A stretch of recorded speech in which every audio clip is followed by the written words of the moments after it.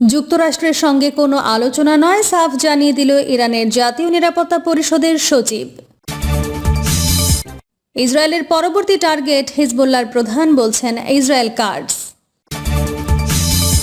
এদিকে মার্কিন ইসরায়েলি হামলায় ইরানের নিহত 555। মধ্যপ্রাচ্যে ক্ষেপণাস্ত্র ও ড্রোন হামলায় 2 বাংলাদেশি নিহত, আহত 7। জানাবো ভয়াবহ যুদ্ধ ছড়িয়ে পড়ার আশঙ্কা, ইরানের বিরুদ্ধে এবার যুদ্ধে জড়াচ্ছে ফ্রান্স, জার্মানি, যুক্তরাজ্য।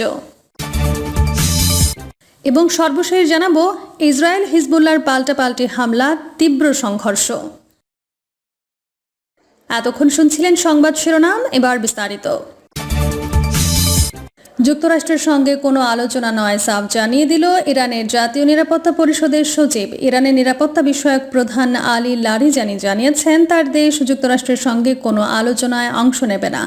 আজ সোমবার সামাজিক যোগাযোগ মাধ্যম এক্সে দেওয়া এক পোস্টে তিনি একথা স্পষ্টভাবে জানিয়েছেন। লারিজানি বলেন, আমাদের নতুন নেতৃত্ব ওয়াশিংটনের সঙ্গে আলোচনার চেষ্টা করলে আমরা সেটি গ্রহণ করব না। আমাদের জাতীয় স্বার্থ নিরাপত্তার সর্বোপরি। তিনি আরও উল্লেখ করেছেন, যুক্তরাষ্ট্র ও ইসরায়েলের যৌথ হামলায় নিহত ইরানের সর্বোচ্চ নেতা আয়াতুল্লাহ আলী খামেনির উপদেষ্টা হিসেবে তিনি দায়িত্ব পালন করেছেন এবং দেশের নিরাপত্তার সঙ্গে যুক্ত ছিলেন। এই ঘোষণা এমন সময় এসেছে যখন কিছু আন্তর্জাতিক সূত্র জানিয়েছে ইরানের নতুন নেতৃত্ব যুক্তরাষ্ট্রের সঙ্গে কূটনৈতিক যোগাযোগ ও আলোচনার সম্ভাবনা নিয়ে কাজ করছে। লারিজানি এই ধরনের সম্ভাবনাকে স্পষ্টভাবে খারিজ করেছেন। তার মন্তব্য, ইরানের কঠোর অবস্থান ও জাতীয় স্বার্থ অক্ষুণ্ণ রাখার প্রতিশ্রুতি হিসেবে দেখা হচ্ছে। ইরান বারবার জানিয়েছে বাইরের চাপ বা হুমকিতে তারা আত্মসমর্পণ করবে না। ইসরায়েলের পরবর্তী টার্গেট হিজবুল্লাহর প্রধান বলছেন ইসরায়েল কার্ডস। ইসরায়েলের প্রতিরক্ষামন্ত্রী ইসরায়েল কার্ডস বলেছেন, লেবাননের সশস্ত্র গোষ্ঠী হিজবুল্লাহর মহাসচিব নাইম কাশেমকে হত্যা করা এখন তাদের মূল লক্ষ্য। এক প্রতিবেদনে এই তথ্য জানিয়েছে আল জাজিরা। তার এই মন্তব্য এমন সময়ে এলো যখন ইসরায়েলি যুদ্ধবিমান লেবাননে বোমা হামলা চালিয়ে অন্তত 31 জনকে হত্যা করেছে।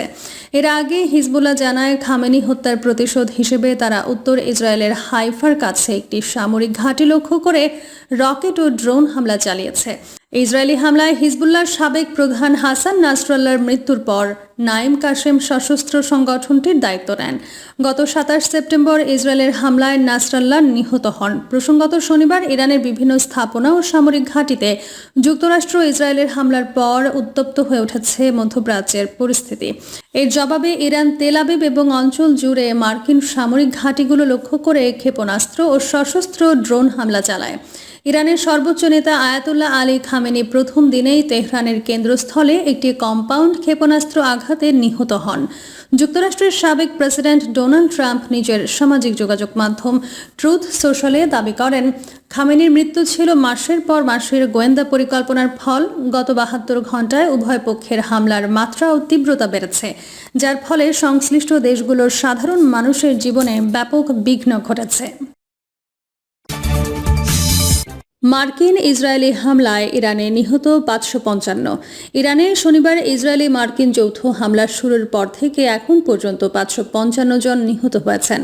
আহত হয়েছেন কয়েক হাজার মানুষ। সোমবার এই তথ্য জানিয়েছে ইরানি রেড ক্রিসেন্ট।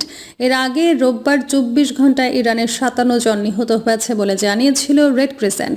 অন্যদিকে ইরানের মিনাবে মেয়েদের একটি স্কুলে শনিবারের হামলার ঘটনায় নিহতের সংখ্যা 150 ছাড়িয়েছে বলে জানিয়েছে দেশটি।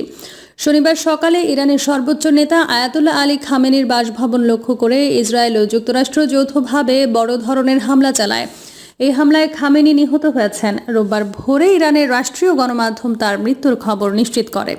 এর আগে যুক্তরাষ্ট্রের প্রেসিডেন্ট ডোনাল্ড ট্রাম্প জানিয়েছেন, শনিবার খামেনির কম্পাউন্ডে চালানো যুক্তরাষ্ট্র ইসরায়েলের যৌথ বিমান হামলায় তিনি নিহত হয়েছেন।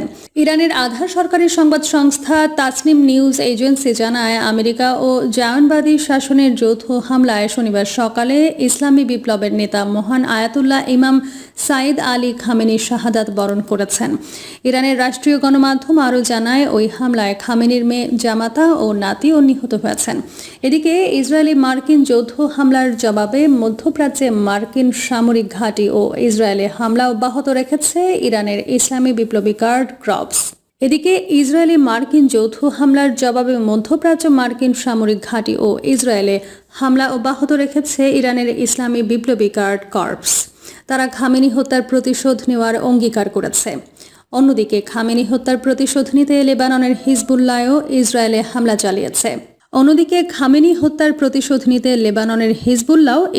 হামলা চালিয়েছে। এরপর ইসরায়েলও লেবাননে পাল্টা হামলা চালিয়েছে। হামলা অব্যাহত রাখে মার্কিন যুক্তরাষ্ট্র।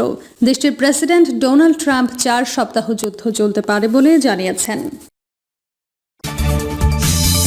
মধ্যপ্রাচ্যে ক্ষেপণাস্ত্র ও ড্রোন হামলায় 2 বাংলাদেশি নিহত, আহত 7।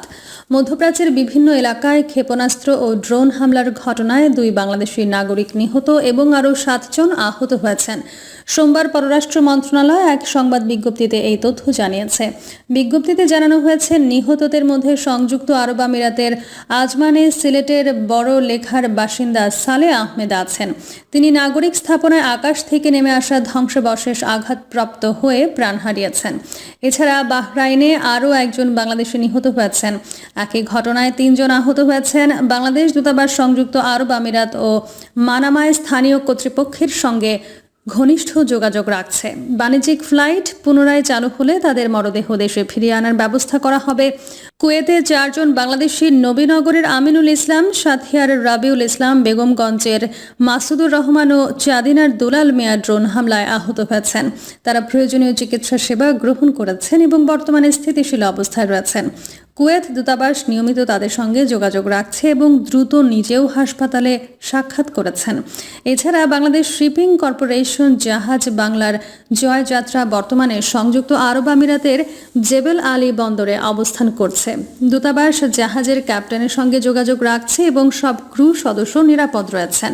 পররাষ্ট্র মন্ত্রণালয় জানিয়েছে, মধ্যপ্রাচ্যে উত্তেজনা বৃদ্ধির বিষয়ে গভীর উদ্বেগ প্রকাশ করছে সরকার।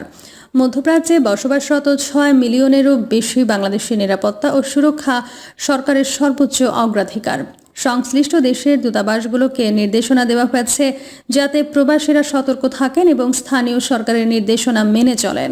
বাংলাদেশ সরকার পরিস্থিতি ঘনিষ্ঠভাবে পর্যবেক্ষণ করছে এবং প্রবাসীদের নিরাপত্তা নিশ্চিত করতে সকল প্রয়োজনীয় পদক্ষেপ গ্রহণ করছে।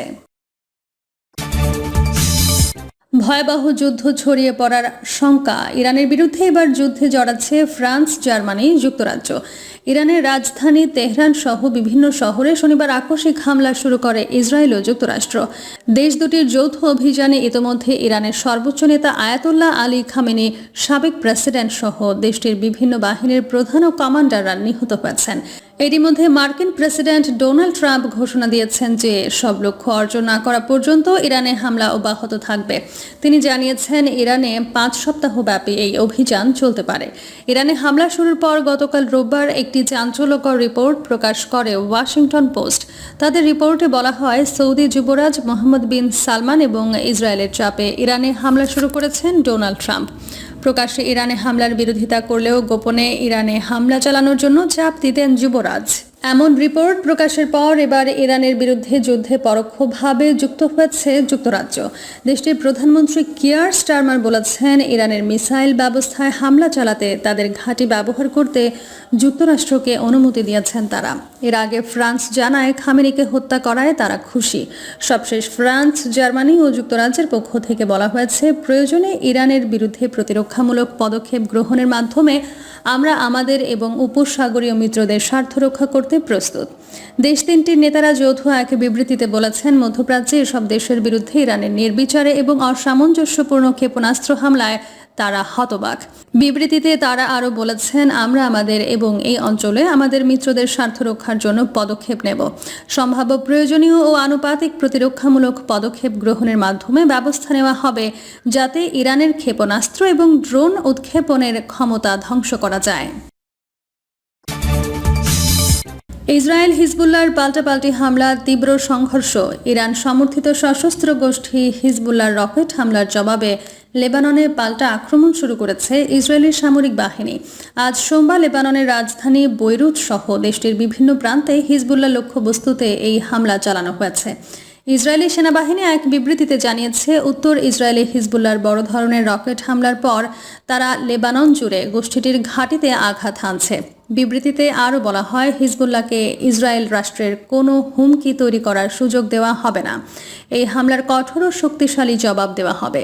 আল জাজিরা প্রতিবেদনে বলা হয়েছে, হিজবুল্লাহর শক্ত ঘাঁটি হিসেবে পরিচিত বৈরুতের দক্ষিণ শহরতলিতে বেশ কয়েকটি শক্তিশালী বিস্ফোরণের শব্দ শোনা গেছে। ইসরায়েলি যুদ্ধ বিমানগুলো ওই এলাকায় মুহুর্মুহু বোমা বর্ষণ করছে।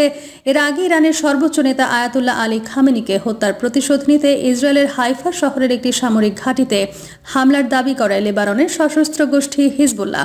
লেবানন ও তার জনগণকে রক্ষা এবং ইসরায়েলি আগ্রাসনের জবাব হিসেবে এই হামলা চালানো হয়েছে বলে এক বিবৃতিতে জানিয়েছে গোষ্ঠীটি। প্রিয় দর্শক, এই ছিল এখনকার সর্বশেষ সংবাদ। আপডেট সব সংবাদ পেতে চ্যানেলটি সাবস্ক্রাইব করে বেল আইকনটি ক্লিক করে রাখুন।